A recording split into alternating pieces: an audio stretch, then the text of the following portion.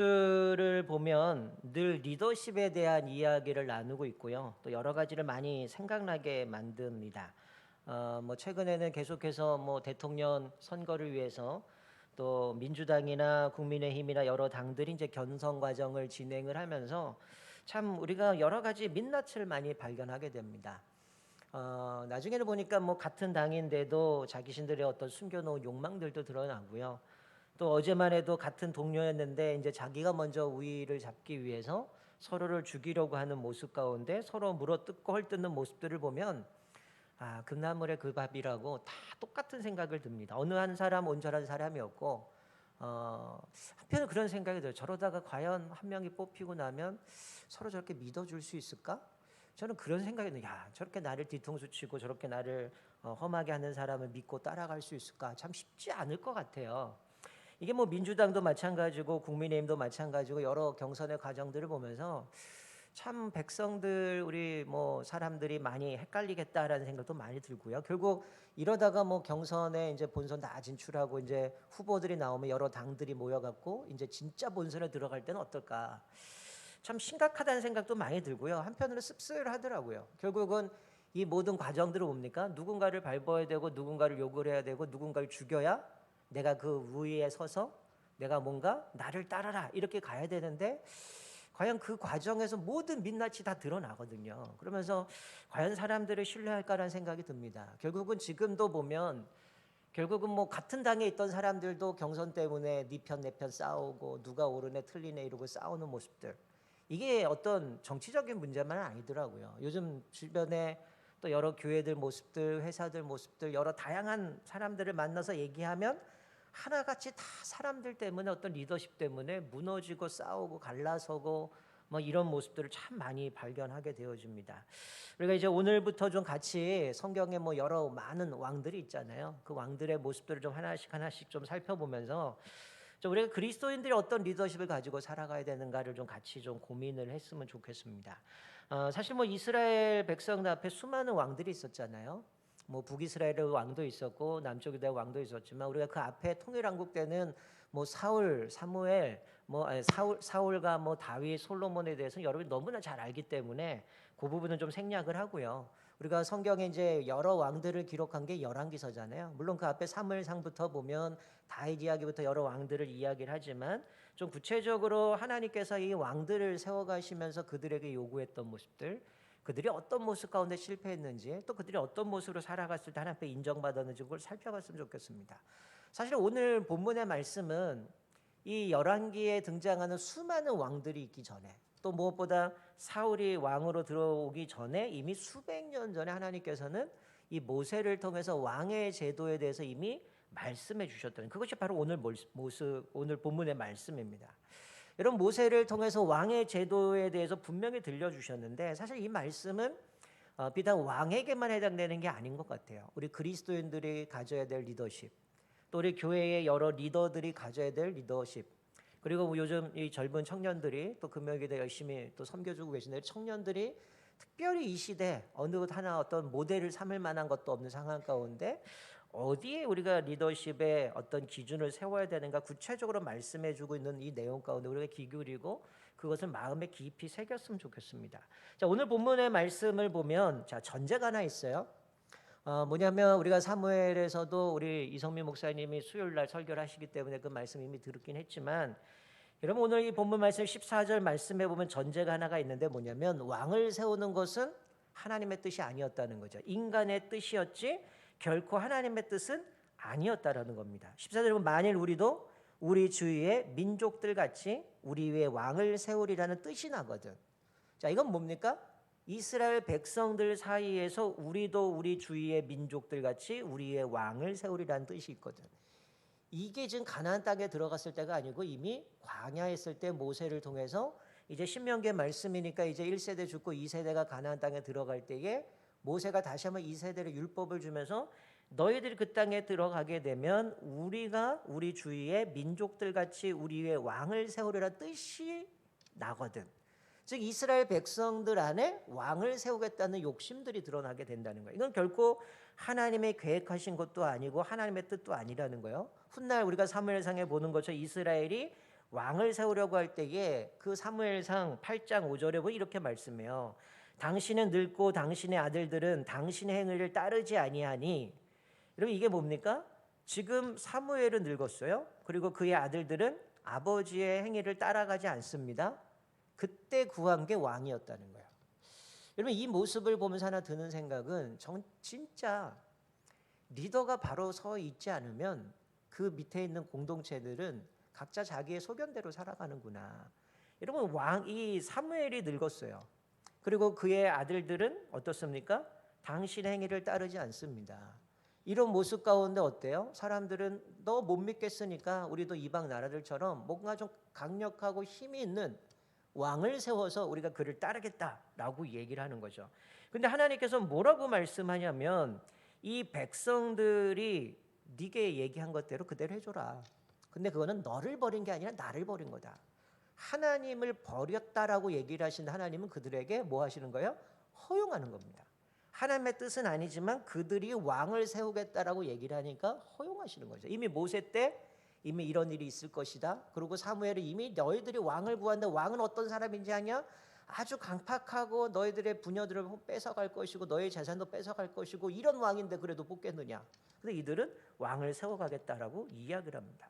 여러분 사실 이스라엘 백성들이 우리가 지금 출애굽기를 묵상하지만 애굽에서 나와서 그래도 불평은 하긴 했지만 광야에서 지나가는 동안 하나님의 리더십에 대해서는 그들이 따라갔어요. 하나님이 그들을 이끄시는 대로 갔단 말입니다. 구름 기둥, 불 기둥, 그리고 모세를 통해서 어떤 모세에 대한 불평도 했죠. 먹을 거 없다고 불평하고 물 없다고 불평하지만 그래도 하나님의 막강한 리더십에 따라가던 그들이 가나안 땅에 들어서 돌변하는 겁니다.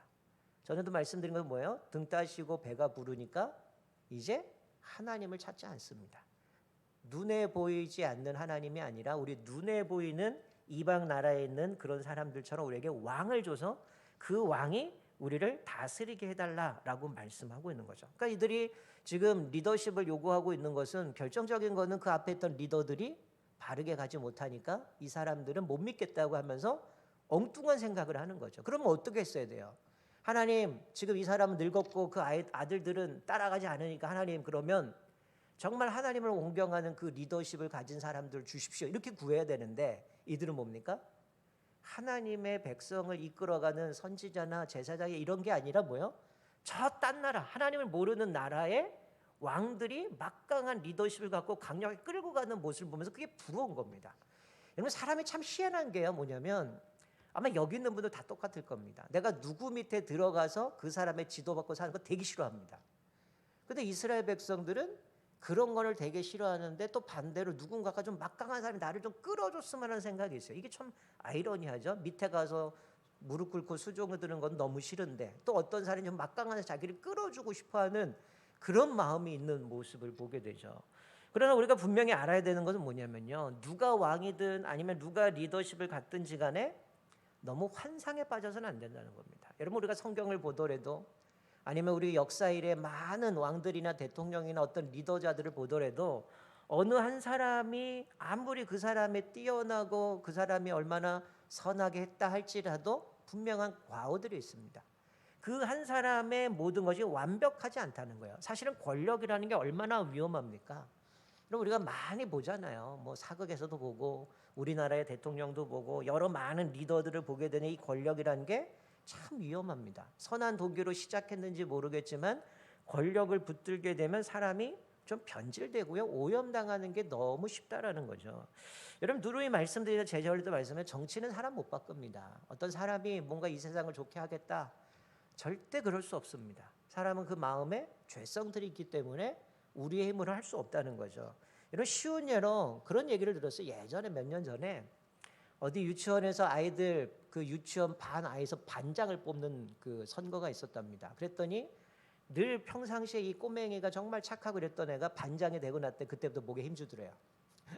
유치원 아이들조차도 권력이 딱 손에 쥐니까 애가 돌변하더라는 거예요. 근데 이 권력의 맛을 보면 어떨까요? 사람이 그냥 변질된다는 거예요. 여러분 보세요.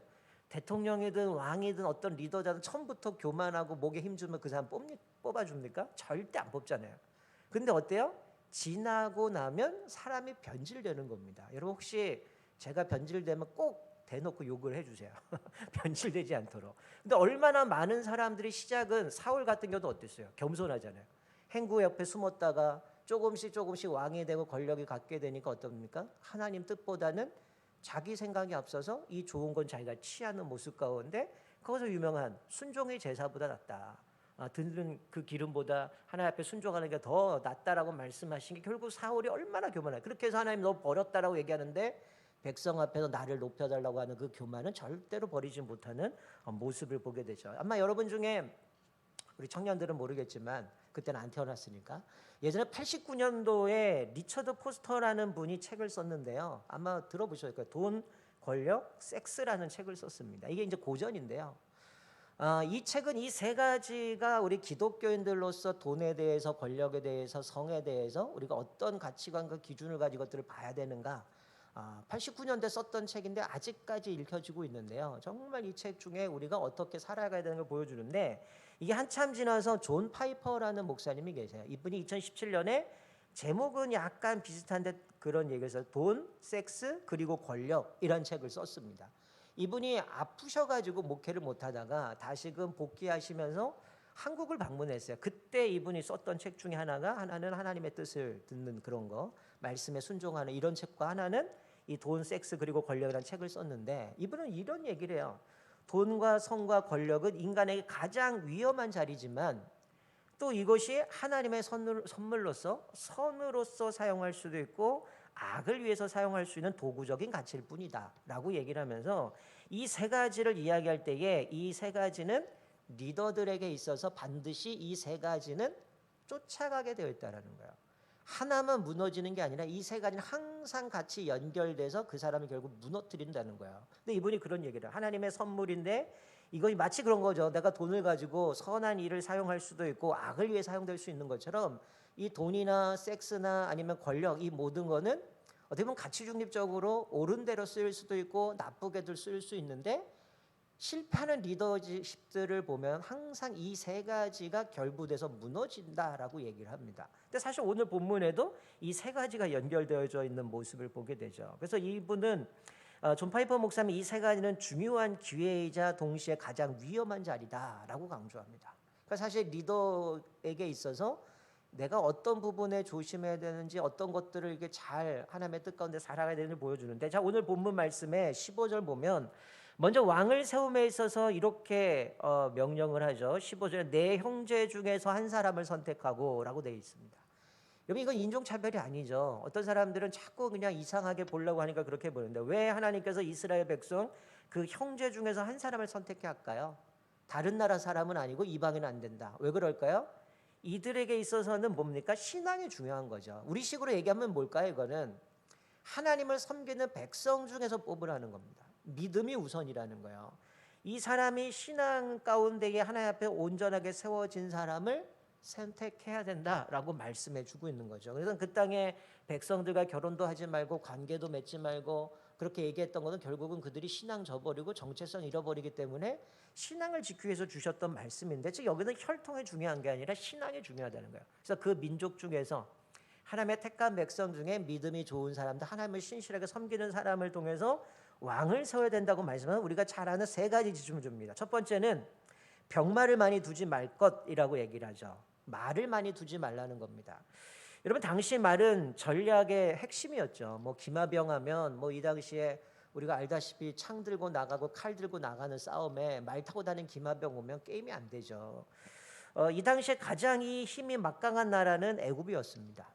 하나님의 모세를 통해서 말씀했던 건 왕은 이 말을 많이 갖지 말아야 된다라고 얘기를 하는 거죠. 이거는 어떤 군사적인 힘을 가지고 내가 나라를 지키려고 하고 내 생명을 유지하려고 하는 거 그거 하지 말라는 거죠. 이 말을 많이 갖는다라는 건 결국 뭡니까? 내 힘, 군사의 힘을 의지한다는 거예요. 이거 많이 갖지 말고 하나님을 의지해야 된다. 그리고 이 말을 많이 갖게 되면 마치 폭력적인 왕이 될 수 있기 때문에 그렇게 하지 말라는 거예요. 여러분 우리 알다시피 뭐 북한 보세요. 끊임없이 어떻습니까? 인권은 없고 끊임없이 핵무기 만들고 무기로 군사력만 계속 키우지만 이게 얼마 가겠습니까? 여러분 소련이 왜 무너졌겠습니까? 끊임없이 그런 부분을 추구하다가 무너지지 않았겠어요? 오늘 여기서 말씀하고 있는 것이 그겁니다. 하나님은 이 왕이 되는 사람에게 말을 많이 두지 말라라고 얘기하는 것은 자기를 보장해 줄 수 있는 것 자기를 지탱해 줄 수 있는, 어떻게 보면 이것을 자기를 안전하게 지켜줄 것을 하나님은 그것들을 갖지 말라라고 이야기를 할 수 있겠죠. 아마 여기에 이제 우리가 주일날도 살펴보겠지만 아론이 금송아지를 만드는 부분도 똑같을 겁니다. 우리에게 신을 만들어 달라, 나를 위해 신을 만들어 달라라고 얘기를 하는데, 지금 하나님은 모세를 통해서 왕이 많이 갖지 말아야 될 것, 첫 번째 말을 많이 갖지 말라. 힘, 세상의 힘과 권력을 통해서 뭔가 나를 안위하려고 하는 모든 것들을, 즉 나를 지탱해 주는 힘, 내가 어느 위치에 있더라도 그것만 주어진다면, 마치 우리 옛날에 반지의 제왕처럼 절대 반지 하나 딱 끼면 모든 걸 다 내가 활용할 수 있는 것처럼, 이것만 있으면 나를 보장해 줄 것 같은 것 버리라는 겁니다. 내가 어느 위치에 올라갔을 때에 나를 보호해 줄 수 있는 그것 많이 갖지 말라는 거예요. 왜 그럴까요? 내가 그걸 많이 갖는 순간 뭘 내려놓습니까? 하나님을 내려놓게 된다는 거예요. 하나님 의지하기보다는 내 말을 의지하게 되는데, 그러면서 오늘 말씀해 보면 네가 그 말을 구하기 위해서 애굽으로 내려가지 말라라고 경고하고 있어요. 왜 그럴까요? 이 애굽에 내려가면 말만 가져오겠습니까? 뭔가 그들과 언약을 맺어야 될 거고요. 그들의 문화가 딸려오게 될 거고요. 그들의 신들이 딸려오게 됩니다.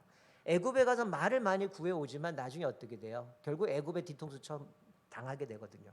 애굽이 쳐들어와서 이스라엘을 장악해버리고 배신당하고 침략당해서 무너지는 모습을 보는 것처럼, 하나님은 이미 애굽에 내려가지 말라고 그랬어요. 그 땅에 있는 수많은 문화와 수많은 음란한 신들, 그리고 이런 것들 가운데 영향이 있기 때문에 그들을 갖지 말고 말이 없더라도 하나님을 의지하라라고 말씀하고 있잖아요. 우리가 알다시피 다윗이 싸움에 나갈 때 전쟁은 여호와께 속했다, 그 말의 힘이 아니라 하나님의 능력에 있다라고 다윗은 고백하는데, 특별히 왕이 되는 사람은 이 말을 많이 갖지 말라고 그러죠. 두 번째, 아내를 많이 갖지 말라고 얘기를 합니다. 왜 그럴까요? 마음이 미혹되기 때문이라는 거죠. 여러분, 솔로몬은 이거 어겼죠. 부인이 1000명. 여러분, 이게 뭐 솔로몬이 여색을 밝혀서 여인이 많겠습니까? 정략적인 결혼이죠. 자기의 나라를 안전하게 하기 위해서 정략적으로 저 나라와 어떻게 결혼을 하면 쳐들어오지 않을 거 아니에요. 자기 딸을 보내는데 어떤 아빠가 나라 먹겠다고 딸을 있는 그 나라 쳐들어가겠습니까? 그러니까 수많은 여인들과 아내와 첩을 1000명이나 만들어가면서, 문제는 뭡니까? 그렇게 여인을 많이 가져서 여러 나라와 교류를 하고 어떤 정략적으로 동맹을 맺게 되면 자기 나라는 안전할 줄 알았는데 한 가지 몰랐던 게 있죠. 그 여인들을 통해서 여러 신당과 산당들이 들어오고 우상이 들어오면서 그 공동체 내부 안에 부패돼서 무너질 거라는 것은 전혀 생각을 못했다라는 거예요. 나라는 강하고 부도 많고 여러 가지 갖는지 모르겠지만, 진짜 그 내부적으로 자기를 지탱해 줄 만한 말, 그리고 또 그 여인들을 통해서 나라가 안정해지고 그 결혼을 통해서 뭐 조공도 받고 막 이렇게 하지 않았겠어요?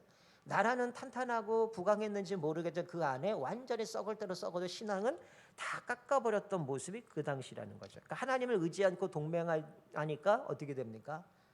동맹은 살아있는지 모르겠지만 하나님을 잃어버리게 되었다는 거예요. 그래서 그 안위는 결국 사실은 하나님 안에서 참된 안식을 얻게 되잖아요. 여러분, 재미있는 거는 솔로몬이라는 그 이름이 샬롬이라는 단어에서 왔습니다. 평강이라는 단어에서 솔로몬이라는 이름이 지어졌는데, 이 솔로몬은 그 평강을 위해서 하나님께 평강을 구한 것이 아니라 세상의 평강을 구했다는 거죠. 사실 결론부터 얘기하면 솔로몬은 사실 이 세 가지 다 가졌죠. 말도 많이 가졌고 여인도 많이 가졌고 온갖 은금을 많이 가졌습니다. 사실 솔로몬이 세 번째 은금을 자기를 위하여 많이 쌓지 말라고 얘기하는데, 솔로몬은 여러분 알다시피 성전도 졌지만 자기 왕궁을 위해서 엄청난 투자를 했습니다. 근데 이것을 위해서 어떻게 해요? 백성들의 돈들을 다 뜯어 모았고요. 백성들을 모아가지고 그것들을 계속 공사를 시키면서 백성들은 탈진하게 되어지고 많은 것들을 잃어버리는 모습을 보게 되는데, 성경은 늘 그렇게 얘기합니다. 어떤 가난한 사람 사회적 약자, 우리 성경에 나오잖아요. 고아와 과부와 나그네를 돌봐라. 사회적 약자를 위해서 돌보라고 얘기하는데, 이 솔로몬의 화려한 이 궁정 같은 경우는 결국 백성들의 어떤 그들의 노동과 그들의 어떤 재산들을 탈취해서 만들어 버린 거거든요. 우리가 잘 알다시피 뭐 프랑스에 가더라도 베르사유 궁전이나 아니면은 뭐 이탈리아 콜로세움이나 이런 게 다 뭡니까? 결국 권력을 상징하는 거거든요. 자기의 권력들로 백성들을 착취하고 그들의 돈을 뺏어서 만든 거대한 그런 것들을 만들게 되었지만, 이 하나님께서 이 세 가지의 모습을 통해서 그들을 금하게 했던 것은 결국은 이것이 하나님을 버리게 되고 자기의 힘을 의지하게 만드는 결과를 도와줬기 때문에, 하나님은 이 솔로몬을 이것도 다 했지만 모세를 통해 이 말씀 은금을 자기를 위하여 많이 쌓지 말라는 거예요. 여러분 성경에 솔로몬이 그렇게 많은 부를 가졌고 나중에 전도서 보면 자기가 다 누려봤다고 얘기하잖아요. 헛되고 헛되다라고 얘기하지만 어디 부분에서도 솔로몬이 가난한 사람들 위해서 그걸 나눠줬다든지 뭔가 도와줬다든지 이런 부분 찾기가 힘듭니다. 결국은 자기를 위해서 이 모든 것들을 다 채우게 되고요. 나중에는 어떻게 돼? 교만해지잖아요. 다른 나라에서 이 솔로몬의 지혜, 솔로몬의 어떤 부를 보고 놀러 왔을 때 어떻게 합니까? 다 보여줬다가 결국 나라 망하게 되는 모습을 보게 되죠. 자, 우리가 네 번째로 이 솔로몬에게 이렇게 세 가지를 그 왕이 되는 사람이 세 가지를 갖지 말라고 하면서 마지막에 주신 게 뭐냐면 18절부터 20절까지 말씀입니다. 자, 왕이 되는 사람 그럼 뭘 붙들어야 되느냐? 말도 많이 가지면 안 되고 아내도 많이 가지면 안 되고 은금을 많이 가지면 안 된다라고 하면서 하나님이 딱 주셨던 건 뭐냐면 자, 18절부터 20절까지 말씀 뭐예요? 왕위에 오르거든 이 모든 것 지금까지 이야기한 것들을 등사본을 만들라는 거죠. 쉽게 얘기하면 뭐예요? 새로운 우리식으로 얘기하면 새로운 성경책을 만들라는 겁니다. 하나님의 명령하신 이 명령들을 거기에다 옛날 번역에 등사했다. 복사하라는 거예요. 이거를 다 기록을 해서 레위 앞에 가서 그것들 다 기록해서 뭐예요? 평생 옆구리에 끼를 끼고 이 말씀을 지켜야 된다. 이게 유일하게 왕에게 요구하는 겁니다. 이거는 그리스도인들에게 다 포함되는 거죠. 우리가 살아가면서 얼마나 많은 것 내 힘으로 하려고 합니까? 그런 사실은 우리가 은혜라는 찬양을 보더라도 어때요? 당연한 거 하나도 없잖아요. 어느 것 하나 내 힘으로 된 것도 없고 하나님의 능력으로 되어진 것인데 왕에 오르거든 이 모든 말씀을 등사해서 옆구리에 끼고 평생 그 말씀을 가지고 뭐 하라는 거예요? 여호와를 경외하기를 배우고 율법의 모든 말과 이 규례를 지켜 행하라. 결국 이 왕위에 올라간 건 나라를 다스리는 건 솔로몬이 처음에 하나님 앞에 구했던 게 뭡니까? 이 백성을 백성들을 판단해야 되는데 하나님 나에게 듣는 마음을 주십시오. 이거는 어떤 판단함에서 백성들 이야기를 듣는 것도 있지만 첫 번째는 하나님의 음성을 듣는 겁니다. 하나님의 말씀을 듣고 하나님 경외하기를 배우고 이 말씀을 평생 그 말씀을 붙들고 하나님 앞에 부름받은 왕으로서 어떻게 리더십을 가지고 섬겨야 되는가를 말씀해 주고 있는 거죠. 이렇게 할 때 20절에 뭐라고 말씀합니까? 마음이 형제 위에 교만하지 않을 것이다. 그럴 때에 교만하지 않는다는 거죠. 내가 왕이지만 내가 왕이 된 게 힘이나 능이라 된 것이 아니라 하나님이 임명하신 거고 하나님이 은혜로 주신 거기 때문에 마음이 형제 위에 교만하지 않게 될 거라는 거죠. 그리고 명령에서 떠나 좌로나 우로나 치우치지 아니할 것이라. 여러분 좌로나 우로나 치우치지 아니하려면 어떻게 됩니까? 기준이 분명해야죠. 왕이 뭔가를 결정해도 오늘 이렇게 결정하고 내일은 저렇게 기도한다면 누가 그 왕을 따르겠어요? 그런데 좌로나 우로나 치우치지 않으려면 그 방법은 앞에 말씀하는 하나님의 말씀 앞에 바로 서 있을 때 분명히 딱 들었을 때 이건 말씀에 옳지 않아. 이건 하나님의 말씀에 옳아. 분명하게 결정하겠죠. 그러나 좌우로 우러나 치우치지 아니하려면 말씀을 따라가야 되는데 지금 왕은 그 앞에 있는 모든 것 솔로몬은 다 누리고 살았던 모습을 보게 되죠. 그리고 더 나아가서 뭐라고 말씀합니까? 이스라엘 중에서 그와 그 자손의 왕위에 있는 날이 장구하리라. 이 하나님의 말씀 앞에서 내가 하나님의 대리인이고 하나님이 내 위에 주인이심을 기억하면서 어떤 걸 판결하고 나라를 다스리고 뭔가를 할 때 이 리더십을 갖고 살아갈 때에 하나님 앞에서 교만하지 않게 되고 자로나로 치우치지 아니하게 되고 이스라엘 중에서 그와 그의 자손이 왕위에 있는 날이 장구하리라. 이거는 그 가문에 이런 하나님 앞에 신실한 리더십을 갖고 있는 사람들이 끊어지지 않을 것이라고 말씀해 주고 있는 것이죠.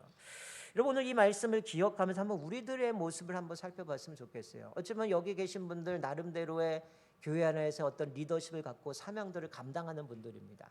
또 가정에서는 어머니로서 아버지로서 또 우리 청년들은 뭐 직장이든 학교에서 나름대로 리더십을 갖고 살아가는데 오늘 이것은 왕에게만 주는 게 아니라 우리 그리스도는 모두에게 주신다라는 거죠. 사실 뭐 우리가 리더가 된다고 할 때 사회적으로 많은 요구하는 것들이 있어요.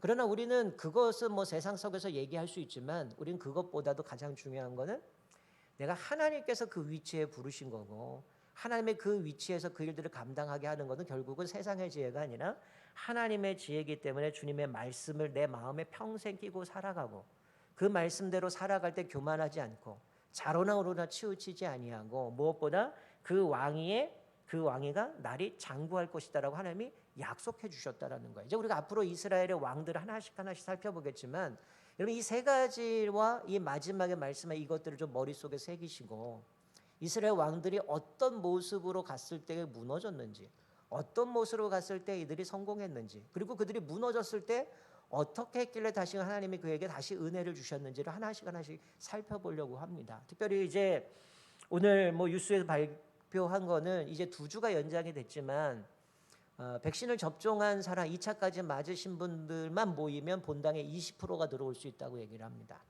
그리고 만약에 이제 2차까지 맞지 못하면 10%만 예배를 드린다고 해서 부득이 이제 요번 주일날은 상관없지만 그 다음 주부터는 본당에는 2차까지 맞은 분들만 들어오셔야 66명이 들어오니까 2차까지 맞으신 분만 들어올 수 있고요. 나머지는 그냥 밑에서 중예배실이나 이렇게 예배 드리시면 저희가 아마 웬만큼은 특별하게 어려움 없이는 예배를 드릴 수 있을 것 같아요. 그래서 2주가 지나면 우리의 일상이 좀 회복이 되고 예배가 회복되고 우리 일상이 회복될 텐데 저는 이 2주간 동안 가장 힘들었던 건 뭐냐면 어떤 분들은 우리 지난번에 오후 예배 때 같이 온라인으로 오후 예배 때 줌으로 좀 예배드리고 같이 말씀 나눴지만 그때 힘들었던 게 사람들 못 만나서 힘들었다라고 얘기를 하는데요.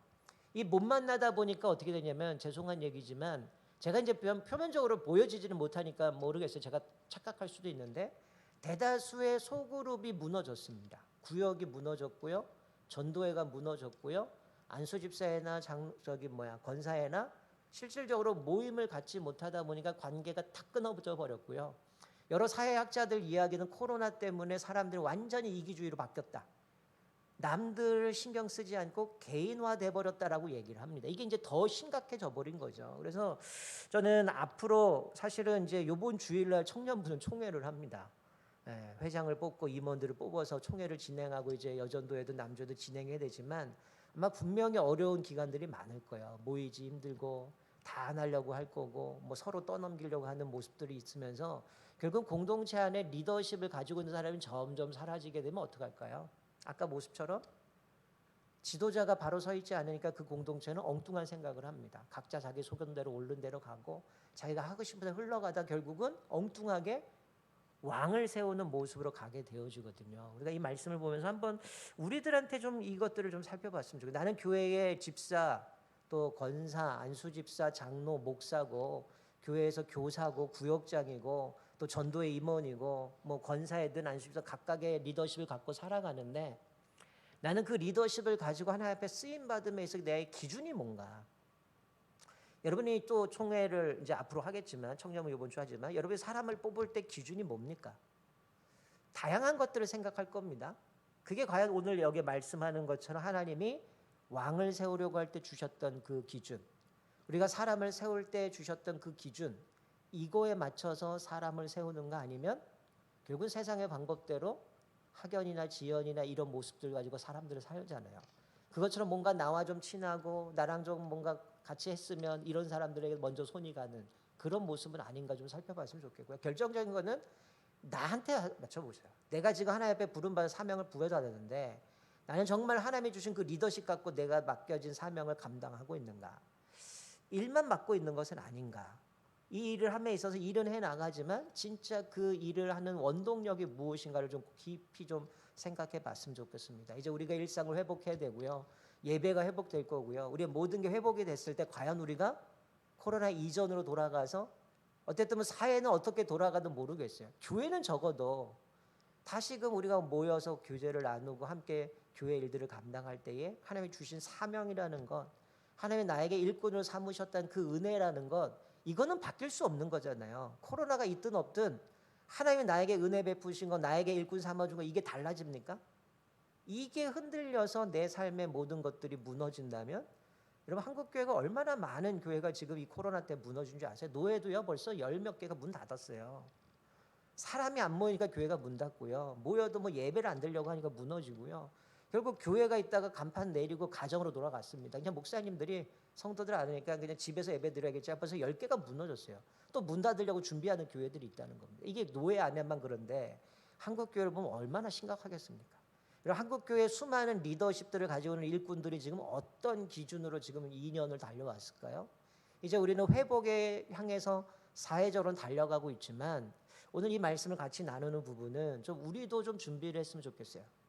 교회가 이제 다 모여서 정상적으로 예배도 드리고 또 조직들이 다시금 모여서 어떤 기관들이 움직여야 될 때에 우리가 다시금 준비되지 못하고 우리의 열정이 식어져서 정말 하나님 앞에 일들을 감당해야 되는데 이게 완전 리더십도 무너지고 뭐가 뭔지도 모르고 간다 그러면 그냥 자충우돌만 하다가 결국 교회가 혼란 가운데 갈 수밖에 없음을 보게 됩니다. 특별히 앞으로도 계속 살펴보겠지만 오늘 이 말씀을 기억하면 특별히 이 리더십을 가진 자들에게도 주시지만 우리 그리스도인도 마찬가지죠. 평생 우리에게 주신 이 말씀을 내 평생 내 옆구리에 끼고 이 말씀을 따라 하나님의 뜻이 무엇인지 여호와 경외하기를 배우고 율법의 모든 말과 규례를 지켜 행할 때 교만하지 않고 자론하나 치우치지 아니하고 하나님의 뜻 가운데 그 가문이 하나님 앞에 믿음으로 장구히 서갈 수 있는 것, 이것이 하나님 앞에 살아가는 그리스도인의 삶의 모습인 줄 믿습니다. 우리가 이 말씀 기억하면서 또 여러분의 삶 가운데에 다시 한번 내 신앙을 점검하시고 내가 하나님 앞에서 삶의 원동력을 어디에 두고 있는지, 혹시 말이나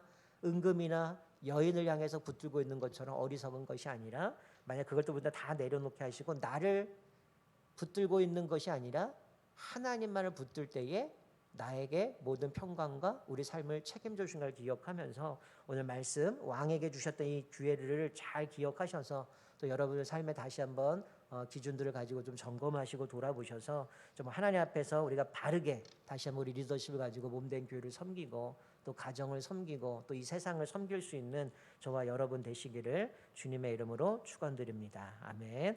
우리